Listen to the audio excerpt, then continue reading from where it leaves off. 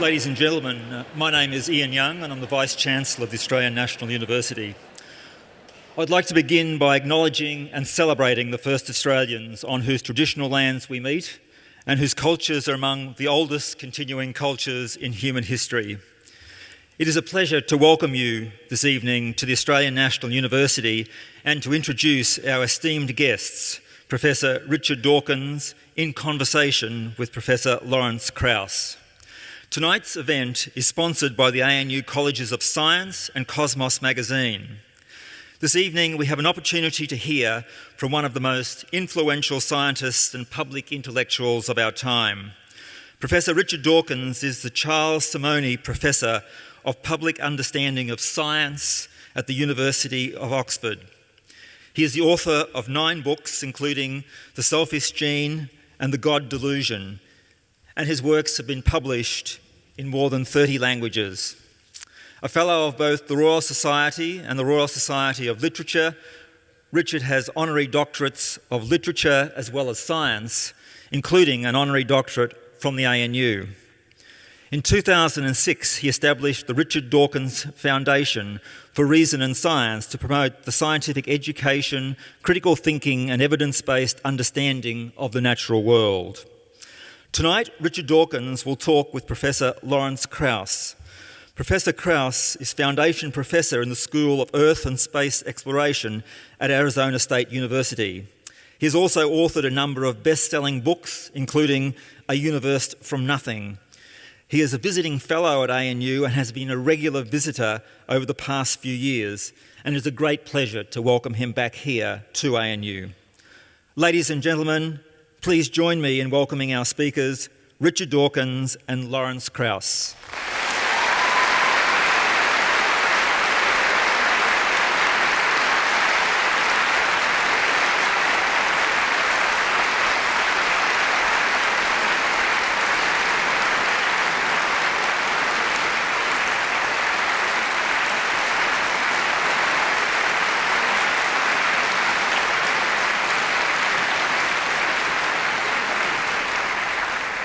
Thank you very much.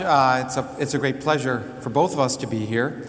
We're actually beginning an Australian tour here in Canberra. We'll be here and in Sydney, and we'll be closing off actually at the Sydney Opera House on Monday. And in the middle, we'll both be attending the Global Atheist Convention in Melbourne, the largest convention of atheists in the world. I should begin with some housekeeping details. First of all, the way this is going to work is that Richard and I are going to have a conversation, and we'll talk about that in a minute. And then after we're finished, the floor will be open for questions, and there are microphones at either end of the auditorium and also up in the second level, so you don't have to jump down. And we'll go on as long as the questions are interesting. And the format of the conversation is somewhat unusual, perhaps, but about 5 years ago, Richard and I were asked to speak together at Stanford University in the United States, and Richard insisted that we do it without a moderator, because, as he pointed out, moderators always stop things just when they're getting interesting. So we've tried to have some conversations without a moderator, and that's what we're going to do tonight. And we're never quite certain where they're going to go, and we will see. We have some ideas of topics we'd like to discuss, but we'll see where they go. I actually want to begin, Richard, speaking of moderators. Some of you may have watched TV last night. And did you see Q&A, a few of you? Yes. Well, it was an interesting, I don't know whether interesting is the way to describe it, but it was a program that I want to spend a little time talking about, and maybe you might want to comment on some of your concerns about that program. Well, I suppose my first concern arose when I was announced and the audience went. And then Cardinal Pell was announced and it went, rah, rah, rah. And I couldn't help feeling that this was not exactly a representative audience of Australia. I don't know how the studio audience is chosen for Q&A, but I had my suspicions at the time, which I think have rather been confirmed, that there was some fairly smart footwork, which I suppose they're rather good at, and maybe we're not so good at, and maybe we should Learn how to stack learn- the audience. learn how it's done. You've got to be a bit politically savvy.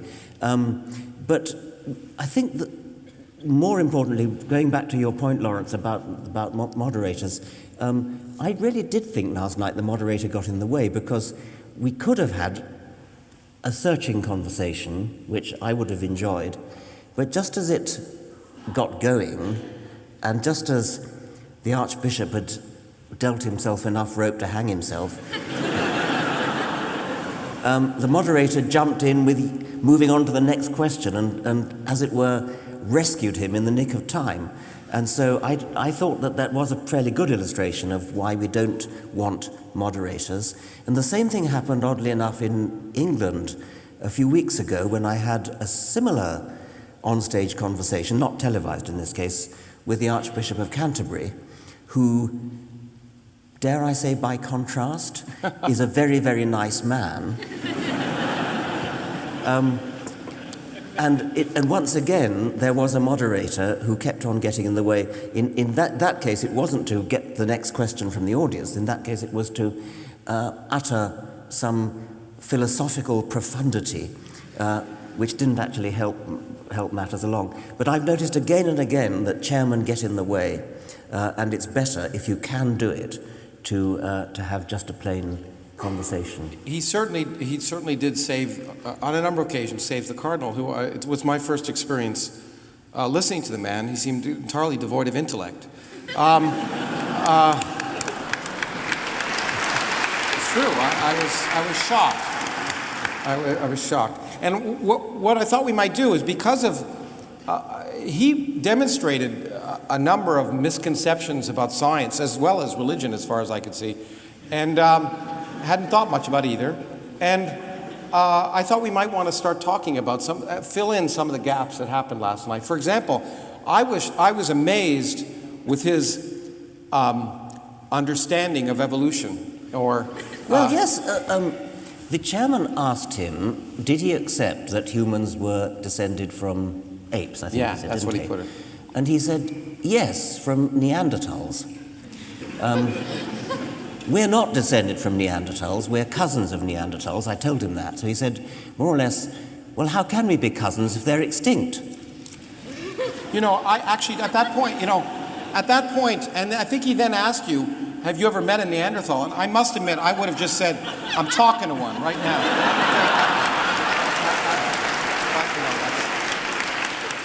But I think, it is one of the biggest misconceptions about evolution, in the sense of how it works. And the idea of speciation is a very non-intuitive concept, which is one of the reasons that I think many people have problems with evolution as a concept, because it doesn't happen on a human time scale, and you don't. I've testified before school boards in the United States about trying to keep evolution in the schools, which are constantly, there's a battle all the time to try and get rid of evolution.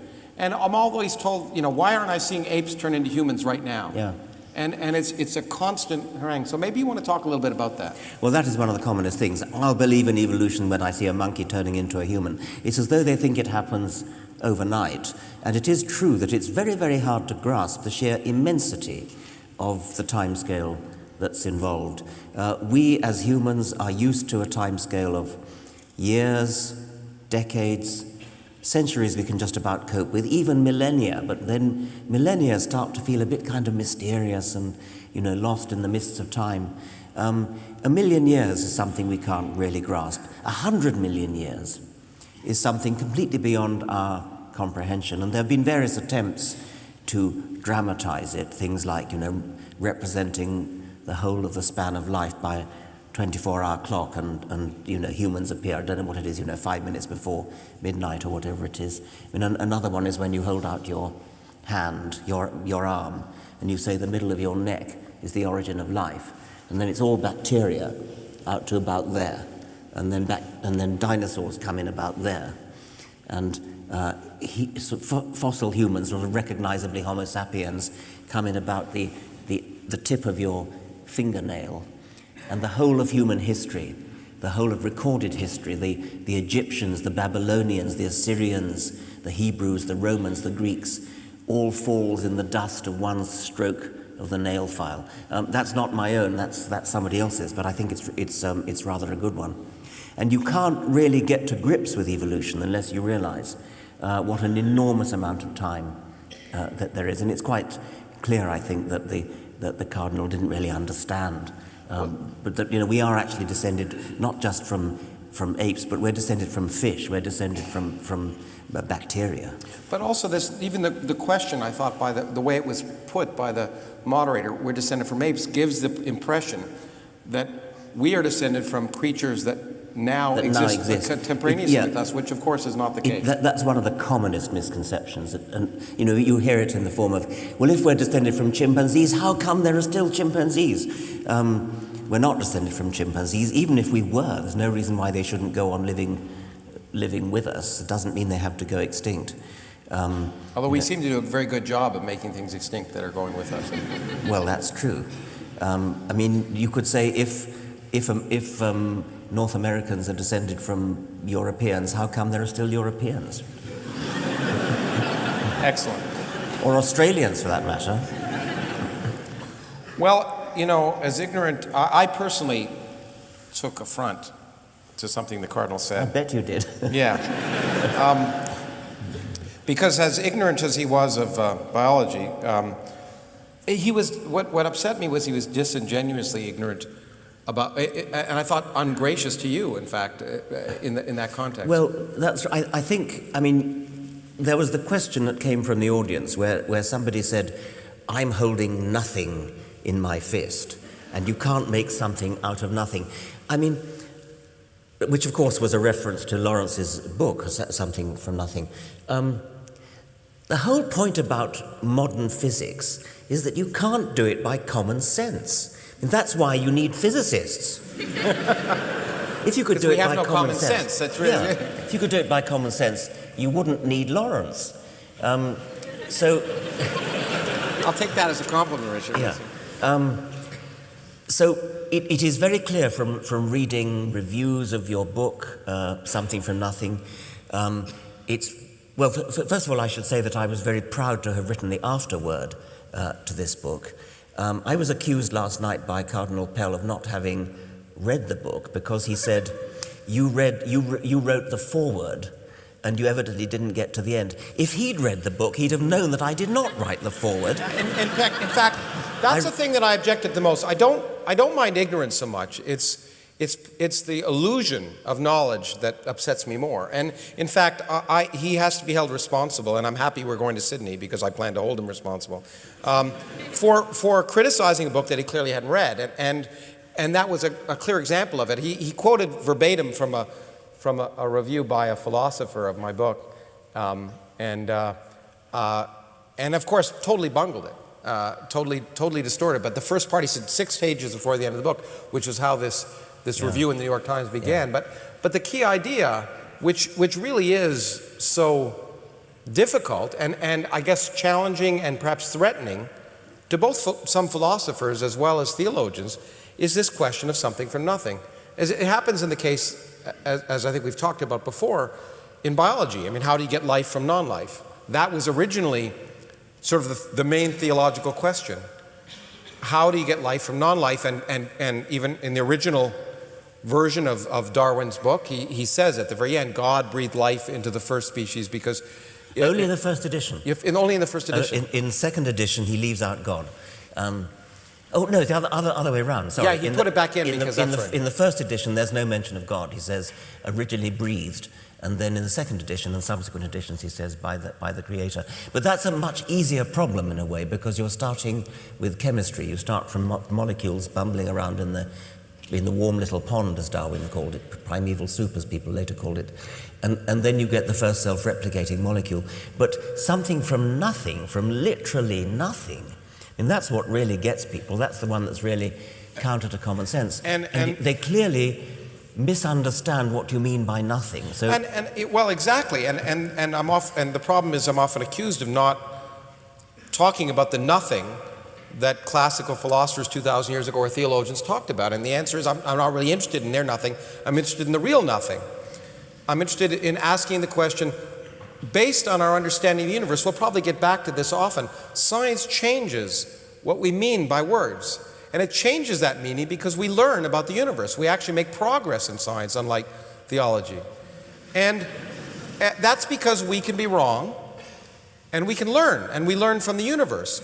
So if we ask the question, and I think perhaps the most offensive thing I said it was initially at the beginning, is that something and nothing are not theological or philosophical quantities. They're physical quantities. Most people recognize that something is a physical quantity, but they refuse to accept the idea that nothing might be a physical quantity, somehow the absence of something. And so what is remarkable and surprising in some sense how there's been a reaction to it is, in this particular book, what I tried to do was not attack theological notions, but celebrate our changing picture of reality, the amazing discoveries that have been made over the last 50 years, some by people here, by my friend Brian Schmidt here, who won the Nobel Prize for his discovery, that have changed completely our picture of the universe and made it plausible, the most remarkable and unexpected thing you can imagine, that you could start with absolutely nothing. That means, unlike the cardinal said, and unlike some people argue, no particles, but not even empty space, no space whatsoever, and maybe even no laws governing that space. And we can plausibly understand how you could arrive without any miracles, without any need for a creator, without any supernatural creation, you could produce everything we see. And I find that the fact that it's plausible remarkable in the same sense that I think I found it plausible when I first learned about evolution. The amazing fact that the diversity of life on Earth, which seems so designed and complex, could arise from so simple a beginning. These two things are both extraordinarily exciting, intriguing, enthralling. Clearly life is, clearly the idea that you can start with nothing but chemistry, the ordinary laws of chemistry, and end up with us and kangaroos and oak trees and wombats. I mean, that is the most astonishing fact.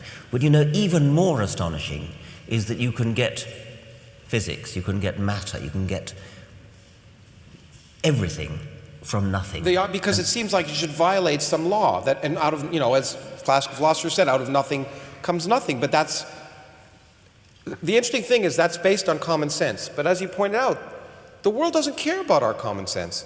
Our common sense should be determined by reality, by the evidence of reality. And in the quantum mechanics, for example, which is an area of physics I am involved in, defies common sense. Everything we think is sensible about the universe at some level is not true. You and I appear to be in one place at one time, but electrons can be in many places at one time. It seems impossible. It seems illogical.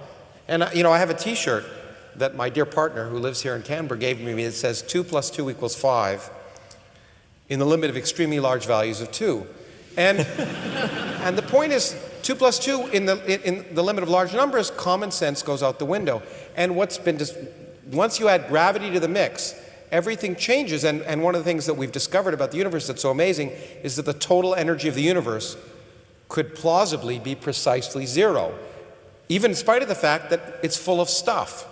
And once that realization occurs, you realize that maybe there's a way to create it from nothing. And then we've learned that the nothing of the classical Greeks and of the Bible, an eternal empty void, is certainly not nothing, because empty space is a boiling, bubbling brew of virtual particles. And in fact, we've discovered that nothing can weigh something. That's what, in essence, the Nobel Prize that was given to Brian and his collaborators were here for. Nothing actually weighs something. So the whole idea, there's not much difference between nothing and something. And for some reason, that offends people. The fact that really answering the question, why is there something rather than nothing, is really akin to saying, why are some flowers blue and some flowers red? Or maybe even the question that used to be important, Kepler would have asked, why are there 5 planets? And he thought they had something to do with platonic solids. And of course, now we know that there are 9 planets, and there are 9 planets. Pluto is a planet. Don't believe it, whatever one says. My daughter studied Pluto in grade 4, and she's certainly not going to go back, I promise. But we realize that's not an interesting question anymore, because there are many different solar systems, and the question is, not why are there 9 planets, as if there's some profound purpose of 9 planets, or 8 planets, but how did it come about that our solar system has 9 planets, and other solar systems may have 6, or other ones may have 12. In fact, we've discovered, when we discovered planets around other stars, that things we never thought were possible in terms of solar systems, things we never imagined possible, solar systems with planets the size of Jupiter right next to their sun, all these things that we thought were physically impossible are actually possible, because the universe continues to surprise us. And so it doesn't care what we like. It doesn't care what we think is sensible. But I suppose things like planets the size of Jupiter being very close to their sun, I mean, that's surprising, but it's not surprising in the same way as the idea that there could be literally nothing from which something suddenly springs. And I mean, it is very hard to grasp it, and I certainly can't grasp it. The reason why it's hard to grasp from an evolutionary point of view, I suppose, is that our brains our brains are tools for making sense of the world in which our ancestors had to survive. And they had to survive in a world in which things didn't move very fast, nowhere near the speeds where relativity starts becoming relevant, and also were large. And so quantum mechanics didn't have any effect. So we live in a very, our ancestors' brains were naturally selected in an extremely restricted range of phenomena that had to be understood. And so common sense equipped us to be very bad physicists. And so you have to emancipate yourself, just as I suppose our medieval ancestors had to emancipate themselves from the idea of a flat earth. I mean, they would have thought it incredible that here we all are in Australia upside down.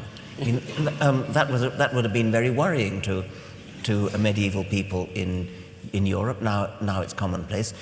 Do we dare hope that there will come a time when even quantum mechanics is commonplace to every child? I'm not convinced that it's really understood by every physicist. When I ask physicists, some of them say, well, don't even try to understand it, just do the mathematics. Well, in fact, I mean, I wrote a book before this one about Richard Feynman, who was one of the people who changed our view of quantum mechanics, and he said he didn't understand quantum mechanics. Yes. I think at some point, as you point out, our brains, just like when we talk about the universe, space is curved. Einstein discovered with general relativity that space is curved. And when I talk about a flat universe or a curved universe, how can you picture that? Because we're talking about a curved three-dimensional universe. But we can't picture a curved three-dimensional universe because we live in most of us live in a three-dimensional universe. The Republican candidates in my country don't live in a three-dimensional universe.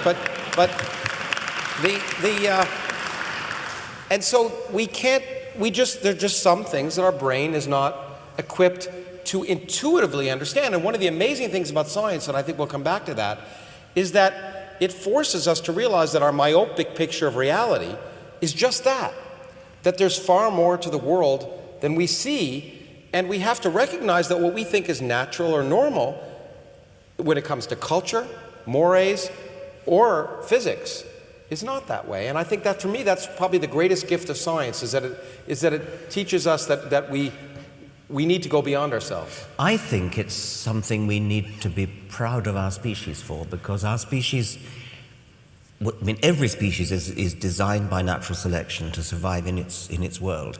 And we were never designed by natural selection to understand modern physics. And yet our brains, amazingly, through emergent properties, are capable of reaching way, way outside the bounds that our evolution apparently set for us. I think I'm very proud to be human. Well, I'm proud. That doesn't mean I understand it, but I'm proud that other members of my species do. It is really amazing, and in some sense, to me, that fact that we have a consciousness, people often say that if you give up God, you give up human dignity, but to me, it's the exact opposite. And Steven Weinberg, a physicist, said that religion is an assault on human dignity. Because the remarkable fact that we're conscious, that we're able to ask these questions, to me, gives meaning to our lives. And we don't need imposed meaning from elsewhere. Yeah, that's right. Well, while I was debating Cardinal Pell, you, Lawrence, were debating an Islamic scholar, they call them, don't they? Where I come from, a scholar is somebody who's read more than one book. But anyway, how did it go? Yeah, I was while you were doing the cardinal, I was debating here at ANU actually last night. It was a very pleasant debate, actually, to some extent. Well, I got a little upset at a few points, but a debate with on whether God was prohibitive, a belief in God was prohibitive or liberating. And it was the Muslim Debate Initiative here that held it, and they were very respectful, I should say, of me. But the interesting thing was that I thought the questions that came up were remarkably similar, and it was and at the same time, the unfortunate thing is that we were often talking at cross purposes in the same way that you were talking to the cardinal, because there are these notions that somehow the base. What amazed me was a statement was made that religion is based on rationality, just like science is. That somehow, and I read it in a piece in the Australian today. Some economist said that the problem with atheists, they don't realize that religion is based on rationality, and that it should form a key part of public policy. But in what sense is it rational? In what sense is it rational to accept that someone says, God told me this? A woman in the United States drowns her children in a bathtub and says, Jesus told me to drown them. But we don't call her rational. But an illiterate peasant who can't write is told by an angel the truth about the universe, who then comes down later and tells, in upstate New York, 18 centuries later, tells a known con man who claims to have discovered golden tablets, she gets him to translate them from the 19th century into 17th century English, and we say, oh sure, I believe that. Using a magic stone in a hat. Yeah, exactly. And then to claim, among other things, that Jesus will come down and rule in Jerusalem and Missouri. Well, and so that rationality, and the claim is based that it's based on logic. But once again, it comes down to this question that logic, the syllogism, that you probably had this applied to you many times. I've told, whenever I debate Christian apologists, it's the same as, in this case, it was the same as a Muslim apologist. They said, well, there's a syllogism. All humans are mortal. Tom is a human, and therefore Tom is mortal. But I said to him, well, what if in this century, as might be the case, we make people immortal? We make cell lines immortal. Well, Henrietta Lacks' cell line is immortal right now. Does that mean they won't be human? Absolutely not, because what it means is we change the ground rules, because we change our understanding, and classical logic just doesn't apply. And what may seem sensible and rational, we're based, let's face it, all of the major world religions were based on either oral traditions in the case of Muslim tradition, or things that were written hundreds of years after the fact by people who weren't involved before there was video cameras or anything able to record it, and before people even knew the Earth orbited the Sun. Yeah, well, that of course is right. But let me try and see if I can explore what a sophisticated theologian might say. Okay. I think it's a bit like. There's a sophisticated theologian. Yeah. I think it's a bit like what social anthropologists do, where you go and immerse yourself in the culture of a tribe, a Polynesian tribe or something of that sort, and everything they believe is actually scientifically false, but nevertheless it hangs together in a sort of coherent internal logic. It all kind of fits together and makes sense within that system, and I think that's the nearest approach I can get to understanding so-called sophisticated theology, that within the system you know God exists, you know he loves, you know that he has all sorts of aims and things, and this is all known, and therefore everything you do has to fit in with that system. It has no bearing on fact at all, but it is internally consistent in a sort of anthropological way. why anybody wants to bother to do it, I don't know. Well, I think you may have alluded to it earlier, and I wanted to ask you about this because it was another thing that came up during your discussion last night. You indicated that our brains were selected. The way we think has been selected by survival, so our ability to survive. It was certainly important, I think, and maybe led to both science and religion at the same time, for early hominids to be able to at least suggest that there was some story, that everything wasn't capricious, that there was some pattern to things. And in fact, in many ways, they were scientists. So you can see early modern humans learned how to fish in very careful ways in the tip of South Africa. But at the same time, I think that in order to survive, they had to create stories that would lead to some explanation of the phenomena they were seeing in order to somehow predict some regularity to the universe. And those stories must have become religion at some point, and as the person questioned you last night about providing solace, that whether religion provides happiness and makes people live longer. But the question is, does it work? And one of the things that didn't come up last night I wanted to ask you about, we were talking about, is you admitted that there may be some studies that suggest that if you find solace in God, that you might be calmer, happier, or whatever. But what wasn't talked about was the fact of prayer.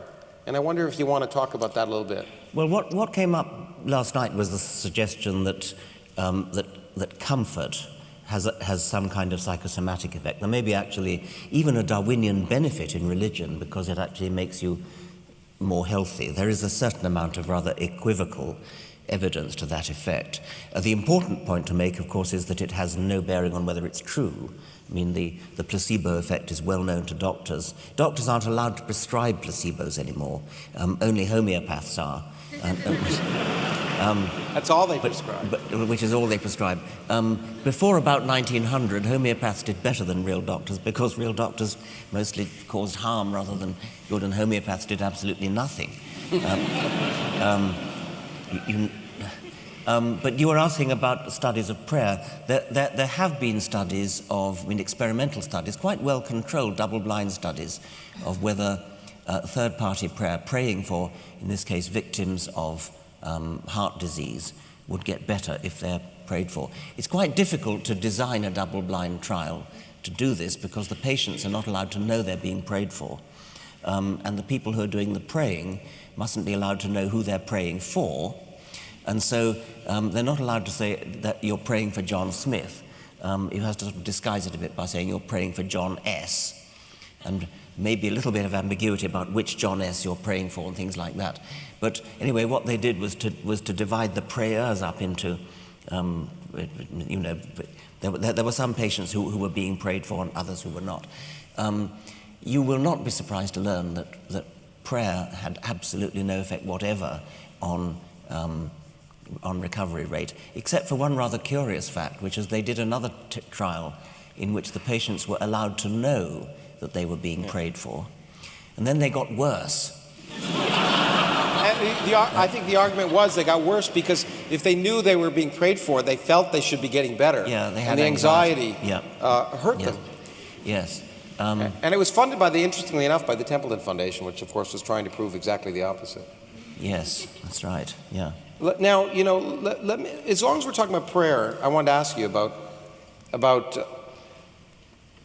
something I think we're both confronted with. Is people say, well, look, science can't replace religion. Science can't replace spirituality. Science can't fulfill the needs that are ingrained in humans.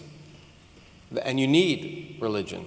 I wonder what you want to think. Well, there are various things you could mean by by needing religion. I mean, you could say, what does religion provide? Well, historically, it attempted to provide explanation for the universe and the world, and I think it's fairly clear that science has superseded religion there. Religion also provided, or possibly provides, comfort, and the possibility of health, but comfort in the face of death, comfort in the face of bereavement, and I suppose does science substitute for that? Well, I suppose it does in the form of drugs and improved medicine and things like that. It does provide a lot of comfort. It doesn't provide you with the promise of life after death. It's not clear to me that religion's view of life after death is necessarily comforting. Oh yeah, I brought that up last night. The last thing in the world I would ever want to be is stuck for eternity with my yes, in-laws. I think what may be frightening about the idea of dying forever is the idea of eternity itself, and it's eternity that's frightening, whether you're there or not. I think, on the whole, eternity is so frightening, I'd rather be under a general anesthetic for eternity, which is exactly what's going to happen. At best, yeah. But the other thing, of course, is that some religions, at least, promise an eternity in a lake of fire, and every time your skin burns off, you grow another skin, so as to keep the pain going. There's a kind of inverse relationship between the magnitude of the threatened punishment that a religion offers in its particular hell and the plausibility of the threat. If the threat of punishment after death were the slightest bit plausible, it wouldn't need to be so absolutely horrible in order to carry conviction. It's because it's not plausible that it needs to be so horrifying. But anyway, that's the possibility of consolation is another thing that religion is supposed to provide. Religion is supposed to provide morals. Well, I hope to goodness nobody here gets their morals from religion. Certainly not the Old Testament. Certainly not the Old Testament, and preferably not the New Testament either. Yeah, exactly. Or the Quran, I would say. Or certainly not, yes. But perhaps the main thing that religion might have been thought to provide is what's sort of loosely called spirituality. And there, I think, probably science, depending exactly on how you define spirituality, science probably does have quite a lot to offer. I'm looking forward to going to visit the observatory tonight and seeing what I hope will be a clear view of the Milky Way, which in the southern hemisphere is a lot more exciting than it is in the northern hemisphere. So I'm looking forward to that, and that will be, I confidently expect, something like a spiritual experience. Well, I think for many people it is. Whenever I give a lecture, I show pictures, let's say from the Hubble Space Telescope, a picture of a cluster of galaxies. I mean, the poetry of it, well, we've both talked about the poetry of science, but the spiritual inspiration you get from looking at a picture of a cluster of galaxies located 5 billion light years away from us, where every dot in that picture is a galaxy. The light from those stars left those stars before our sun and Earth formed, which means that now many of the stars in that picture don't exist anymore. And if there were civilizations around those stars, each of those galaxies contains 100 billion stars. Any civilization that existed around those stars no longer may exist. It just opens your mind to wonder. And so I actually feel very strongly that while science per se may not provide the direct consolation, it can and it should provide a spiritual, not only wonder, but it should provide a consolation. Look, when we talked about this last night, we tell our kids fairy tales to console them. And to make their life fun. We talk about Santa Claus, the Easter Bunny, but then we decide that, you know what, it's better for them to know how the world really works. And it may be a little less consoling, but in fact, knowing that they're in control of their lives actually is empowering. And many of us, if you're a good parent, you want to teach your kids how to become empowered. And yet, but religion, and in religion they're often talked about the flock, the children, it effectively treats you like a child. It says it's better for you to believe a fable than reality. And often when I end a lecture on cosmology, I point out that the two things modern cosmology has taught us is that first, you're much more insignificant than you ever thought, and two, that the future is miserable. But that should make you feel good, not bad, because it further enhances exactly what you were talking about. We are so lucky to be alive today and endowed with a consciousness where we, for whatever fortuitous reasons, on a random star in a random galaxy in the middle of nowhere, we are able to evolve a consciousness live on a relatively quiescent planet. And so I actually think science can provide a real consolation by saying, look, once you accept reality, it's liberating. Just like a child is liberated when they become an adult. And in fact, I want to ask you, the reason I was getting around to here is I know we've talked about your foundation and whether science can provide that consolation. And maybe you could relate the story. Well, I mean, my foundation is called the Richard Dawkins Foundation for Reason and Science. And my primary motivation is that a reasoning approach to science is enthralling. It's such a privilege to be alive in the 21st century and to look out at the stars and reflect on exactly the things you've just been saying, Lawrence, to look down a microscope, to look down an electron microscope, to look into a single cell and see the prodigious, stupefying complexity of a single cell, and then realize that there are trillions of those cells in your body, all conspiring together to produce a working machine which can walk and run and eat and have sex and think, reflect, understand why we exist, understand where we came from, understand where the universe came from, understand the magnificent fact that it could all have come from nothing and built up from nothing into galaxies, into stars,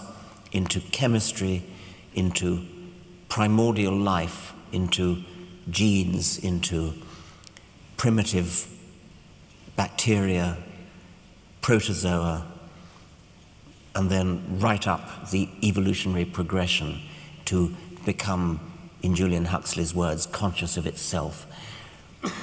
What a privilege it is for each one of us to have in our heads an organ which is capable of comprehending that, of constructing a model of the universe inside our heads. It is sad that that model will die when our brain dies.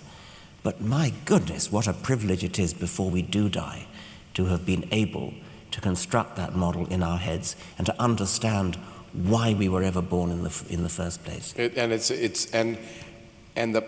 Perhaps the most exciting part I'm sure for both you and I hope for those of you who are students in the audience, is that we don't know all the answers. And that's the other fundamental difference between science and, I would say, religion, if we want, is that religion assumes the answers and asks the questions. And the great thing about science is not knowing. That's what makes it exciting, is that there are mysteries remaining to be discovered. We don't understand the mystery of consciousness. We can talk about it, but we have no idea how it arises. That amazing that you have electrical impulses in your brain, which clearly, by the way, are very different than computers. Vastly different than computers, because you can argue from a physics perspective that if you built a digital computer that had the storage capability of the human brain and the processing power, it would require 10 terawatts. 10 terawatts, that's 10 times 10 to the 12th watts. The human brain uses about 10 watts. So somehow, we are 10 million times more efficient than digital computers. We don't understand that. That's amazing. But I wanted to actually hit the point that you didn't get to, but what I found remarkable. When you tried to make your foundation for reason and science a tax-deductible foundation, a charitable foundation, you had a problem. Well, I wanted to get it tax-deductible, and so I applied both in Britain and in America. The primary problem was in Britain, where in order to, you have to prove it benefits humanity. If you're a church, you don't have to prove anything. That goes through goes through on the nod. But I had this foundation for reason and science, and I got a letter from the British Charity Commission which said, kindly explain how scientific education benefits humanity. I thought we had to tell that story in public. I thought we had to hear that. Before we're getting close to the end, there are a few things I thought we might cover. One was, in fact, a big issue in the United States, and to some extent in England, and I'm not it's amazing to visit a country where the prime minister is an atheist. It's remarkable. In the United States, you may not be aware, that won't happen. And in fact, I think it has happened. Yeah, well, it probably has happened, exactly. But it would be easier to be a Muslim, and of course, many people in the United States think we have a Muslim president at this point. But there was a recent a study by psychologists in the United States that was terrifying. That said, it was a study of college students and adults, and the most distrusted group was atheists. The only group that they were on par with was rapists. And it's remarkable because it's, both you and I, you perhaps more than me, are claimed to be strident, maybe. But what I find is that if you just ask the question, is it possible that there's no God, you suddenly become terrifying. And you were obviously terrifying, I felt last night, to the cardinal who felt attacked and was on the defensive. And it seems to me if you ask questions and people are defensive, there must be a reason. We hear stories, don't we, of children going to Sunday school and being thrown out for having the temerity to ask questions. I mean, not to criticize, but just to ask, how dare you ask a question? And I think that does argue a certain defensiveness. It seems to me that, we encourage. The funny thing is we encourage our children, those of us who try to be good parents or teachers, to ask questions. That's how you learn. And so we encourage people to ask questions unless the questions are about religion, and then they're viewed as being impudent or rude or inappropriate. And it seems to me that one of the things that's so valuable about what you've done, and we've moderated our views over the years as we've had discussions, is if you simply treat religion like any other aspect of human activity, which means it should be subject to questioning and ridicule, like politicians and politics and physics and sex and everything else, then religion, if you just ask that religion be put on that same framework, it raises a consciousness that people just somehow don't think it should be. It should be here and never subject to any of those things. That's right. It is regarded as having a kind of privileged status. Whereas you're allowed to criticize somebody else's politics or their football team or their taste in clothes or something, criticizing their religion is regarded as somehow beyond the pale. And I think that really has got to stop. There's really no reason at all why religion should be immune to, not strident in the sense of shouting obscenities, but just simply critical, clarifying questions. I got into trouble last week, I think it was, in the United States. They had a thing called the Reason Rally in Washington, D.C. Which we were both at. And which we were both at. And I spoke poorly, I think. I encouraged people to ridicule the doctrine, the Roman Catholic doctrine of the transubstantiation, the idea that the wafer turns into the body of Jesus. Not symbolically, as an Anglican would say, but literally. And I encourage the audience at the Reason Rally, if ever they meet a Roman Catholic who claims to believe that, to ridicule it. I mean, it is clearly a ridiculous belief. But I was mistakenly thought to be saying what you want to do is ridicule the person. Yeah. I quoted the British journalist Johann Hari, who said, "I respect you too much to respect your ridiculous beliefs." And I think I now would want to change that a bit and say, I respect you too much to believe that you could possibly hold those ridiculous beliefs. And I encourage people to, when they meet somebody who holds a ridiculous belief like that, to really say, do you really believe that? Are you seriously telling me that that's what you believe? And encourage them either to deny it, in which case to deny the religion to which they claim to belong, or to defend it and say, no, it's not ridiculous for the following reason, and talk about Thomas Aquinas and accidents and things like that. And if they can convince somebody that it's not ridiculous, then well and good. But don't let them hide behind the screen of saying, oh, that's my religion, it's private, you can't criticize it because it's my religion. It should be criticized, and it should be defended if it's defensible. And I think that if that were applied to politicians who, at present in the United States, and it's obviously not true in Australia because you actually have an atheist prime minister, that in the United States there are 535 members of Congress, of whom 534 claim to be devout religious believers. Well, that's a statistical nonsense. Of course they're not. How could they be? And so what I tried to encourage Americans to do was to challenge your congressman or woman and say, I don't think you really do believe that. Come out and actually say so. Don't hide behind the screen of secrecy that says religion is a private matter not to be questioned. And that doesn't go down well in America because there's this deep-seated view that religion is somehow a private matter.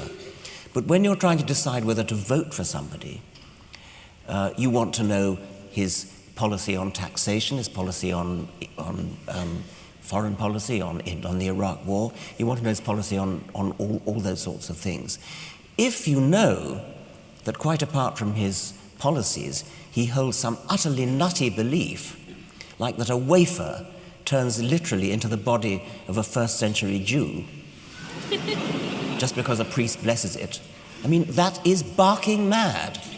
And do you want to vote for somebody who's capable of holding in his head a nonsensical belief of that sort? And they should not be allowed to get away with saying, oh, that's private, it's religion. You can argue about my taxation policy, but you can't argue about my nutty beliefs.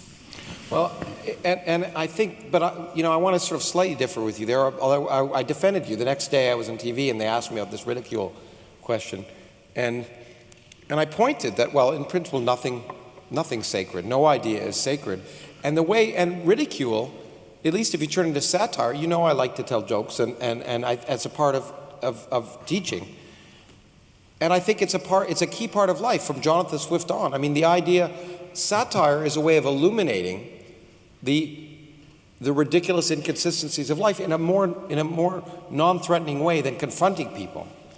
And if you can make fun of something, it's a way of really pointing things out. So in my country, where most people get their news from something called The Daily Show or The Colbert Report, because the satire there is much more informative often than the nightly news. And so I think ridicule is in that sense, not to be vindictive or mean, but to hold the ideas up. And in fact, we're both good friends, and we'll both be talking about we'll both be attending this Global Atheist Convention, and you and I are both giving little talks about our late friend Christopher Hitchens, who was a remarkable man. And he used to point out that was the key thing is the hardest thing to talk about are the most obvious bits of nonsense. A child can ask it, it's the emperor's new clothes. Why is the emperor not wearing clothes? And to do that and to subject religion and anything else in life to humor and satire, I think, is a very important way of exposing its problems. The last thing I want to hit before we turn to questions, I guess, is, for me, we talked about it, one of the most liberating things about science, in some sense, is forcing your mind to open up. So I want to ask you, and I'll be happy to answer the same question if you want, is what, in your scientific career, was the hardest thing for you to accept? What was the hardest thing to intuitively, you really had to set aside some deep-seated prejudice in your own mind? Well, if we're talking about a big thing, it would be how you can get something from nothing, and we've talked about that. If you want to talk about a specific thing, a more detailed thing in my own field, it would be the demonstration from molecular biology, comparative molecular genetics, that whales' closest cousins are hippopotamuses. Hippopotamuses are closer cousins to whales than hippopotamuses are to pigs or cows or sheep. So in my traditional view as a zoologist, hippopotamuses were firmly within the even-toed ungulates, the cloven-hoofed animals. And we were taught as undergraduates that they were bracketed with pigs. So you had hippos and pigs, and then you had the rest of the even-toed ungulates, cows and sheep and things like that. What molecular biology is telling us is that whales spring out in the evolutionary tree from right within the cloven-hoofed animals. Whales are closer to hippos than hippos are to pigs. Now that's a strictly phylogenetic, a strictly cladistic, as we say, way of talking. But it is an amazing, I mean, it's not that surprising when you start reflecting on it, because whales, by going into the sea, emancipated themselves from all the pressures of a land animal. So pigs and cows and antelopes and sheep are all land animals, constrained to live as land animals, which is why they've stayed as cloven-hoofed animals. And whales, by going into the sea, have been able to take off like giant balloons and just turn into something utterly different. But the fact remains that their closest cousins are actually hippos. They spring from right within the even-toed, cloven-hoofed animals. And that's something that molecular genetics has turned upside down my world, the world of a zoologist educated just at the start of the molecular biology revolution.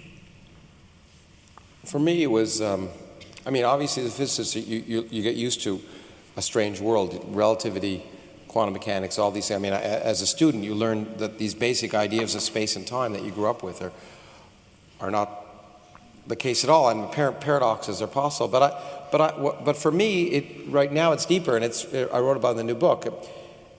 It's this possibility that the laws of physics are an accident, because it goes against everything that made me want to become a scientist. I became a scientist because I wanted to understand why the universe had to be the way it is. And if it's really true that it's just an accident, it's really disappointing in a sense, because it really means that, Einstein asked the question, he phrased it poorly. He said, did God have any choice in the creation of the universe? That's one of the last questions in the book. And what he meant was there only one set of laws of nature where if you change any fundamental constant by a little bit, will everything fall apart? And of course, most of us who grew up to be physicists felt, yeah, that's probably the case, and we want to understand the unifying field theory, the fundamental theory that makes the world be the way it is. But everything that we're now learning in physics is suggesting the opposite is more likely. That in fact, it may just be that the universe is the way it is because there may be many universes, and if it were any different, we wouldn't be here to ask the question. So another answer to the question, why is there something rather than nothing, is if there were nothing, you wouldn't be around to answer the question or ask it. But that possibility is so disgusting if you grow up as a scientist that, to me, it's surprising, but it also reflects to me what I think is the greatest aspect of science, is that if it turns out to be the case, then even though I believed in my heart of hearts that it couldn't be that way, I'll throw that belief out like yesterday's newspaper. And the one thing that I hope that happens to every student here, I've said this before, but I'll say it again because I think it's so important, is that at some point in your career as students, that you will have some idea, something that is central to your being, that makes you who you are, that is central to everything that you think makes up what's important about the universe, shown to be wrong. Because that's the liberating impact of science that will truly open your mind up to the remarkable universe we live in. Well, thank you for listening to us now. And now what I'd like to do is open the floor to a half an hour of questions. And so if you would come to the microphones, there are going to be people manning the microphones. And we'll be happy to answer your questions. Try and make sure they're questions. And if you don't make sure they're questions, you can be sure one of us will stop you. Is it possible to have the house lights up a bit Maybe more? we could turn the house lights up a bit. I don't know if we can. And I should say, while you're getting to ask the questions, the other bit of housekeeping is after the question period is over, we will be signing books outside, so you can get them. But you can come ask questions quickly even if you don't have a book to sign. I don't think either of us will agree, however, to sign tonight any body parts. Speak for yourself. Okay.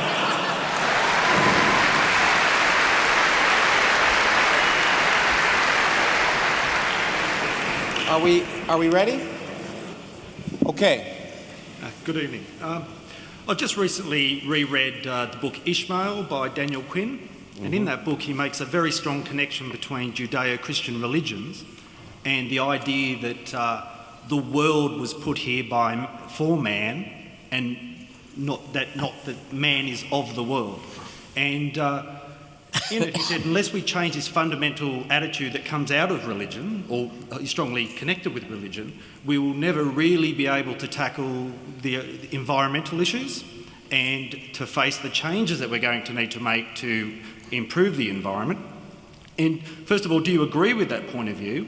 And do you think that we can truly make progress in changing the way in which humanity uses the resources of the world if we don't first tackle the fundamental problem of that religious belief? You want to start? Or? No, you start. Okay. It is a huge problem. In fact, it was explicitly demonstrated again in my country. There's a nut running for president called Rick Santorum. And he specifically, when it comes to climate change, which, by the way, in the United States is the vast majority of the public believe climate change is a hoax. All polls suggest that now because a tremendous amount of money has been spent on that. But using Fox News. Yeah, exactly. Yeah. But he's Rupert said Murdoch. that it's a hoax propagated by scientists who care more about the Earth than they do about humans. That humans have been given dominion over the Earth, and the Earth will take care of itself. So that is a problem. But at the same time, to be fair, there are movements, indeed evangelical movements in the United States. There's a whole wing of different religious groups that are now saying we have to accept the fact that the Earth is a dynamic entity that changes, and we're impacting in a negative way. So somehow that message is getting through, but I think you're absolutely right. If you don't recognize that the universe doesn't care about us, that it's not going to always make it right, then you're not prepared to address the challenges of the 21st century, which is one of the reasons, getting back to what I said earlier, why I think it's a problem to base your public policy on myths. It may be more comforting, but you'll be comforted all the way to the point where vast parts of the population of the world will lose their land. And so the comfort will lead you right over a cliff. Yes, I think the most obvious problem is that religious one. But even if we were to agree on what the best policy was to save the world, it's a bigger problem to achieve the political unanimity to actually put into practice what the scientists will tell us we need to do. So there's a very, very big political problem. Let me ask you a question to hear whether you're as pessimistic as I am about this. But I see no evidence at all that all of the challenges of the 21st century are now global challenges. They're no longer local, from energy to the environment to population.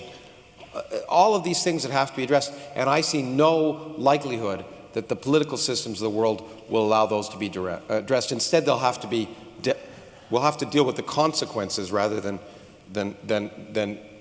addressing them proactively. Do you think that's likely? Our colleague Martin Rees is even more pessimistic and thinks that actually we'll be lucky to survive the 21st century because with weapons of mass destruction becoming available not just to major scientific powers like they were in the past, but available to any nutcase who actually wants to die a martyr's death, then the outlook is even more. I don't want you to be depressed about that, by the way. I will say, I was telling Richard, a friend of mine, Cormac McCarthy, who's a writer and a very bleak writer, is a very cheerful fellow, and I asked him, how come you're so cheerful? He said, well, I'm a pessimist, but that's no reason to be gloomy.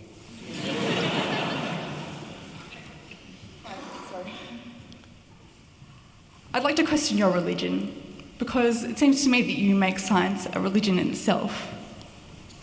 In what way? Well, it seems like there's kind of a Richard Dawkins cult, Richard Dawkinism, like science really, nothing is certain in science. It works in statistics. You can't prove anything to 100%. So how can you say that science is better than religion, then what you're trying to do is still calm people that bring order to the world? You can't prove anything to 100%, but 100% is a hell of a lot better than 0%, which is what you can prove by religious reasoning.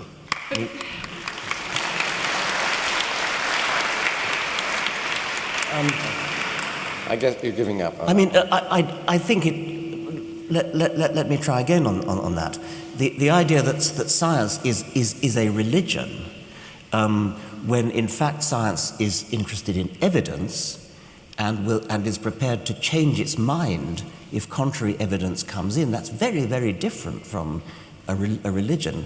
As Lawrence said earlier, in science we constantly open to the possibility of having to change our minds, and science proceeds by progressive refinement and changing minds. And there are things that I suppose will never be disproved, things like that the planets orbit the sun. That's never going to change.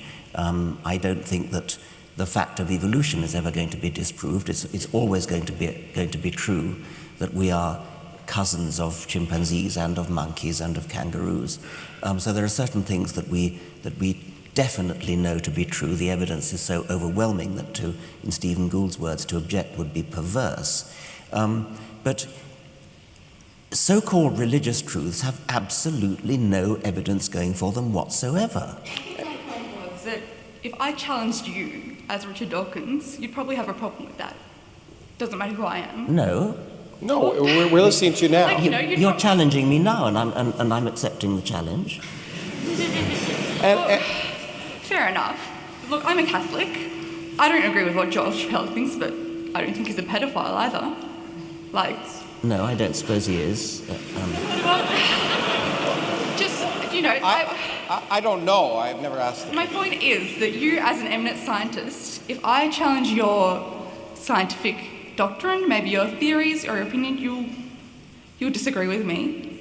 Well, I will. I mean, when you say disagree, I will say, where is your evidence? Here's my counter-evidence. And I'll ask for yours. Let's sit down together and look at the evidence. I mean, that's very different from saying that I'm arguing from authority. In fact, let me jump in. Authority, that's the key point. Richard is not an authority. I'm not an authority. There are no scientific authorities. That's a key point. There are scientific experts. Richard knows a lot about zoology. I know a lot about physics. But there's no one whose views are not subject to question.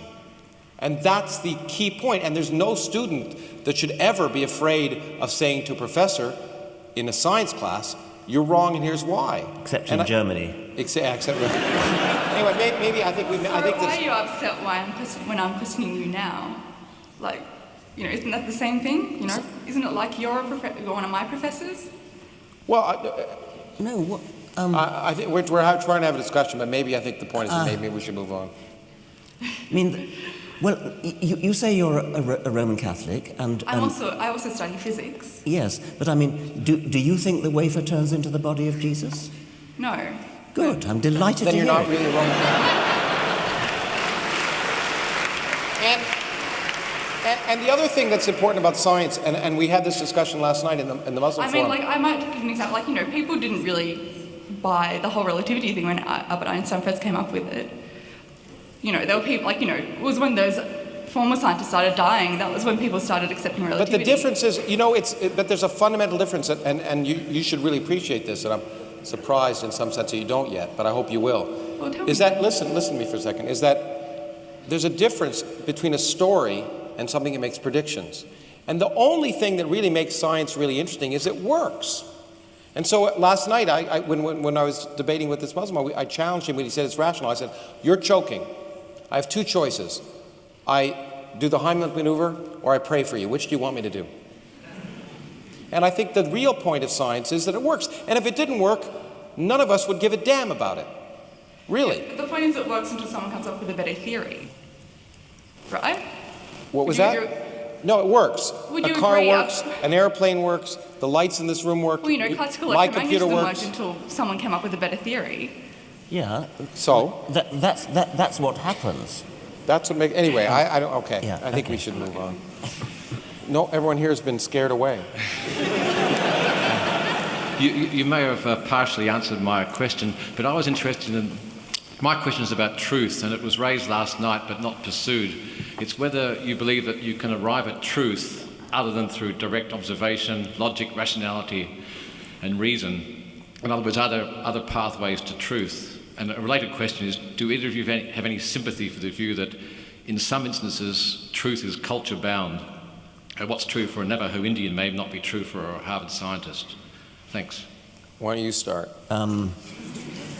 I once was having an argument with a social anthropologist who said that he was studying a tribe that believed that the moon was only a few feet above the treetops, and that he said that that was true for that tribe, and he said that that the scientific truth, that the moon is a large sphere of rock, a 250,000 miles away, whatever it is only true for Western scientific culture, and that his tribal culture, their truth is every bit as valid. I strongly objected to that on the grounds that Lawrence has just said, that the truth of science works.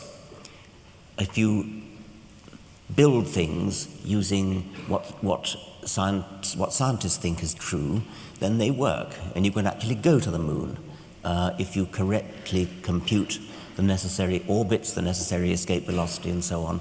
It works, whereas other culturally bound so-called truths don't work. And I think that's all there is to be said, really. And I also rather sarcastically said to the anthropologist, when you go to an international convention of social anthropologists, you get on board a Boeing 747, not a magic carpet. Exactly. And I think I've often said you're a hypocrite if you think the Earth is 6,000 years old and you drive a car. Because the same laws of chemistry and physics that make the car work tell us the Earth is not 6,000 years old. But I want to sort of add to the point you said a little bit, because in fact you got hit on last night for reflecting an important aspect of science.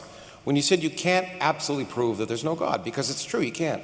But science another major misconception about science is that science is involved with the truth. Science cannot prove something to be absolutely true. There are no absolute truths in science. That's also how it differs from religion. Science can prove things to be absolutely false. That's how science progresses, because an idea that disagrees with the evidence of experiment is false. And it's false today, and it'll be false tomorrow. I can hold a ball up, I can predict that it will fall up, I check it falls down. That idea I throw out the window. I could say the Earth is flat. I go out, it isn't flat. We don't need constructive criticism classes forever to debate whether the Earth is flat or round. But what we do in science is we get rid of all the falsehoods, and what remains has an element of truth. But even if something satisfies the test of every experiment today, and in fact that's what this young lady was referring to, it doesn't mean that we won't discover we have to modify it, be it Newtonian gravity to general relativity, or classical mechanics to quantum mechanics, or whatever we're going to learn at the edge of physics or of biology. But so we progress, but we never say we know the absolute truth, because that is that's an claim that's an anathema to science. It's just not the way science works. In the gay science, Nietzsche identifies two forms of nihilism, or what he calls nihilism. One of those is the belief in some transcendental meaning, and the other is the crude denial of that meaning. Atheism being defined as sort of the opposite to theology, do you think in that respect, in some sense, it implicitly carries with it some parts that are theology, and in that way still is within a theological sort of framework? Oy vey. That's a technical term.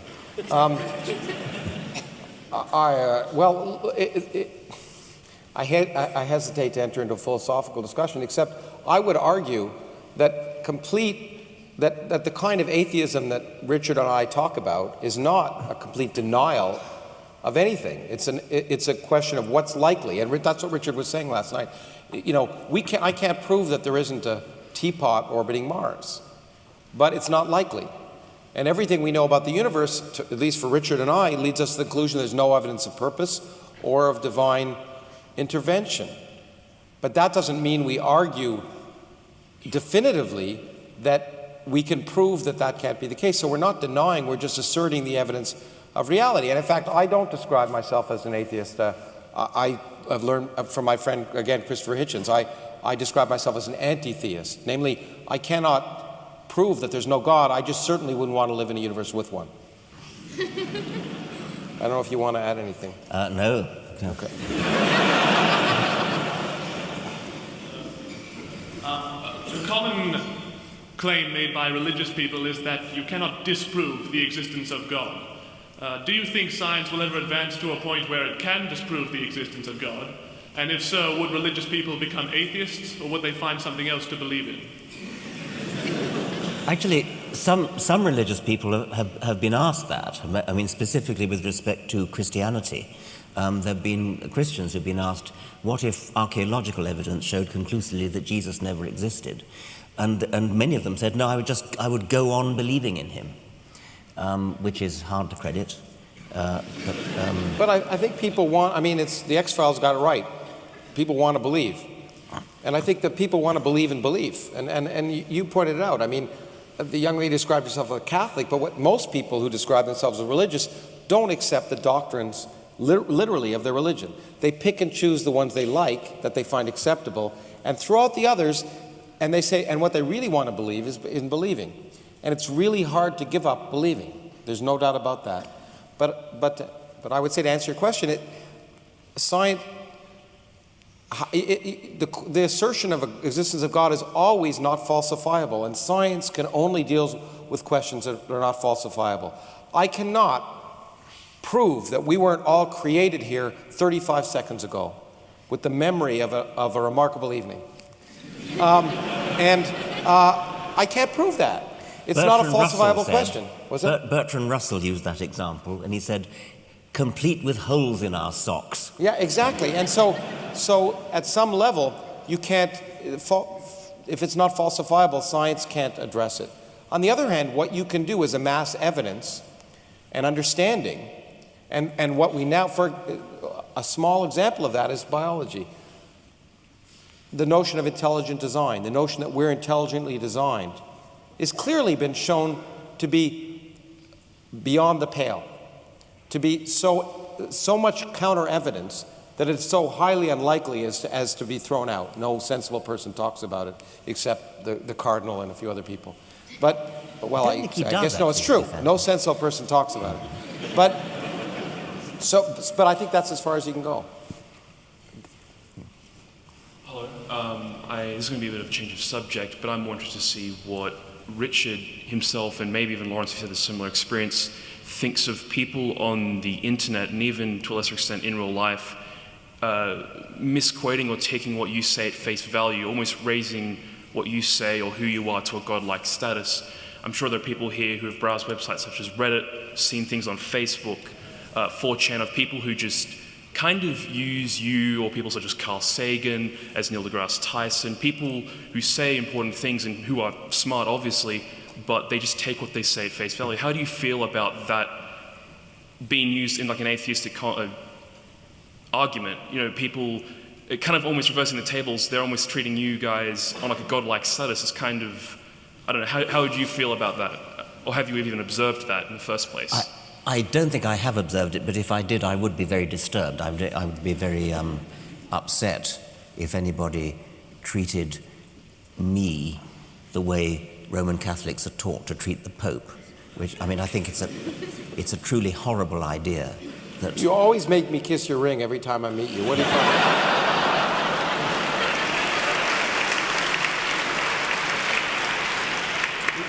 think it's a truly horrible idea that anybody should believe something simply because person X believes it and tells them that's what they've got to believe. It's one of the most disagreeable parts of the Roman Catholic Church that it constantly argues from authority and passes the word down, especially when the word is frankly made up in the first place. In fact, I mean, I'm happy when people quote us, if they like what we say. But again, I found it in the debate yesterday. It's really interesting when I read people and they say, this is the case because so-and-so wrote it. Because whether it's you or me or Carl Sagan or whoever, or a philosopher, and it's like, what does it matter what they say? That what they say, they could be wrong, and so it really is important. Whenever anyone starts quoting something by saying so-and-so said this, say it doesn't matter what so-and-so said. They can be wrong. What's the evidence for that? And so, yeah, I absolutely agree. It's an awful way of arguing, and unfortunately, it's the way of arguing in a number of different fields, and certainly theology is one. There's a famous story that Galileo was once demonstrating something through his telescope to somebody, and the man looked through the telescope and said, "Signor Galileo, your demonstration is so convincing. Were it not that Aristotle positively states the contrary, I would believe you." That's right. I think we have time. We'll take one more question here and one more question there. I'm sorry for the people who are over there, and you should have come over here. No, but anyway. Yeah. Yes. Hi. I'm assuming you guys have both read the Bible properly. I'm interested in what your favourite story from the Bible is, simply because you can't read a book and not find something good about it. Like, I know the Bible is mostly a load of crap, sorry, people. But being involved with someone who has actually read the Bible and being forced to listen to it myself, I do know that there are some good ideas, morals, stories, whatever you want to call it. I'm interested in what your favourite one is. I'm not sure that I have a favourite story. My two favourite books of the Bible are the Song of Songs, which is not by Solomon, by the way. It's a collection of erotic poems, and at least in the authorized version, it's extremely beautiful. I suspect it's been completely murdered in modern versions. And the other one is Ecclesiastes. These two books come together in the Old Testament, and they're both lyrically beautiful in the 17th century English. And I read both of them frequently. I wouldn't call them stories. Neither of them are really stories, but they're hauntingly beautiful. Yeah, in fact, it's not surprising that I agree. It's the lyricism of certain aspects of the Bible that are beautiful, and in fact, because if you think about how the Bible was written, it was written by taking songs, poems, the literature of the time, and sometimes adapting the most beautiful stories of the time. And in fact, a friend of ours, Anthony Grayling, who's a philosopher, remarkably, wrote a beautiful book, which I highly recommend, called The Good Book, which is, he tried to do in a secular way what the Bible did. He borrowed the most beautiful poems, songs, stories of right through human history, and put it in a way, in a form of the Bible, without mentioning God. But it's a book about how we've learned to live well, based on the most beautiful things that humans have said. And I think, I suspect that it's that beautiful lyricism of that part of the Bible that I've enjoyed reading the most as well, I think. It's not the story so much. I wouldn't take it in the modern translation. If you think about the most famous lines from Ecclesiastes, "Vanity of vanities, saith the preacher, all is vanity." At least one modern translation I've seen says, "Futile, futile, it's all futile." It won't do. But actually, that does relate to something that's often said, is that when you talk about the Bible, and one of the things, our comments that happened again last night to me, is that people say, well, if you don't really understand what, the reason you're criticizing is you don't read Aramaic or Arabic, in the case of the Quran. And the answer, which again was given by Christopher Hitchens, is it's hard to believe that God is a monoglot. I mean, that somehow, if you don't read Hebrew, that you miss the point. Anyway, one last question. Upstairs. Oh, good. Yeah, we didn't get. I'm sorry. Upstairs. That's okay. Mike, I just want to say I wholeheartedly agree with everything you believe in, and I'm not. I believe in nothing. Let me make that clear. I don't believe in anything. Well, yeah, I'm an agnostic, maybe an anti-theist. Belief is not a word I use. But I agree with you on everything, except perhaps your approach. And allow me to politely disagree here. I study political science, and in political science, if you look at history, the church, the scientific institutions, and the state have always been in constant conflict and turmoil. It's a struggle of power relations between these three sort of societal constructs. And it was the case in Darwin's time, and Darwin was very hesitant to even broach his subject of the origin of species because of opposition from the church and even some of his fellow scientists. We don't live in that same world today. But in politics, power comes not just from conflict. Power comes from collaboration.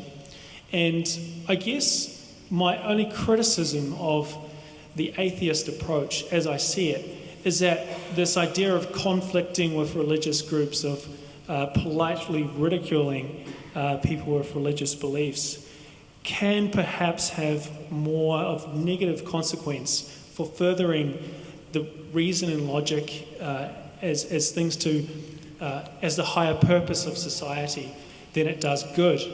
And so I'm going to pose two questions to you.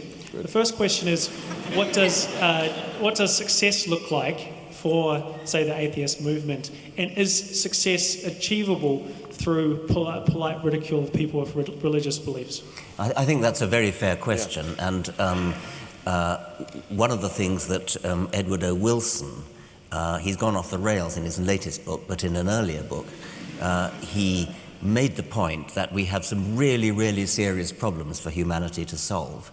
And the time is running out, and we need to get people of goodwill, whatever their religious beliefs or lack of them, to get together. And so he wants to compromise for precisely the reasons you're talking about, and to get decent, reasonable religious people on our side, as opposed to the nuts like Santorum. I think there is a lot to be said for that, and if your goal is, say, to make the world a better place, then I think there could be something to be said for making a compact with the relatively recent, people like the Archbishop of Canterbury, decent, intelligent religious people. If your aim, however, is to understand the universe, if your aim is that of a scientist, then I cannot help regarding all religions as somehow counter to that aim. And so I think I agree with you about the politics of making the world a better place, but my ultimate aim would be to try to understand the world and understand the universe, and there I can't help finding religion the enemy. It's an interesting question because it's similar to the first question we ever talked when we first met. We have somewhat differing views on this, although I think, again, we've come together in certain ways. But I'm sympathetic to what you're saying in many ways. The question is, what are you trying to achieve? I think as a scientist, absolutely, you cannot compromise. I agree with Richard and Carly. However, as an educator, which I also have a hat on, I firmly believe that I have no interest in arguing against God or religion. It's not of interest to me. All I'm interested in is getting people interested in learning how the universe really works, because that's so amazing. And if as a consequence they give up a belief in God, that's fine, because I think inevitably that'll happen personally. But that doesn't matter to me. What really is more important, I think, is ultimately getting people to take the blinders off one way or another. And you're absolutely right. The only way to reach people is to seduce them, is to go to where they are and get them interested. And to some extent, although the effect has been sometimes the opposite as it was last night, the book I just wrote was to use religion as a seduction tool. The question, why is there something rather than nothing, sounds like a religious question, but I get to sneak in all of modern cosmology. Anyway, thank you very much.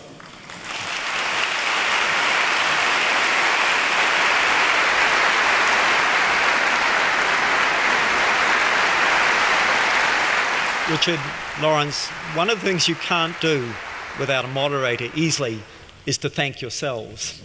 That's my role here. I'm going to be the moderator. It gives me a chance to have the last word too.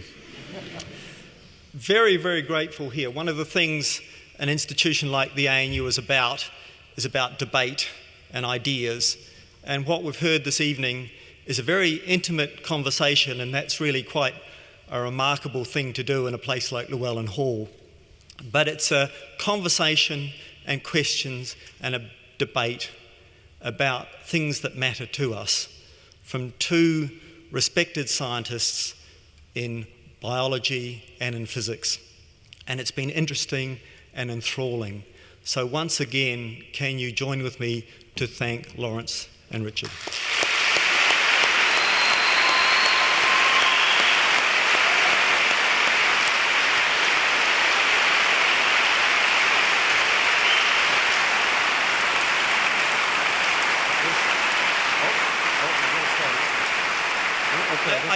I did say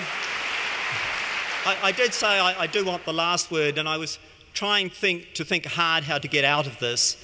And so I want to take a quote, and it's a quote from an Irishman, because of course the Irishmen have the best quotes. But it's a quote from the comedian Dave Allen. And for those of you old enough like me, Dave Allen was a comedian that spent much of his life actually challenging religion for various reasons, particularly Catholicism and Anglicanism. And the way he always used to finish was to say, "Good evening, thank you, and may your God go with you." Thank you.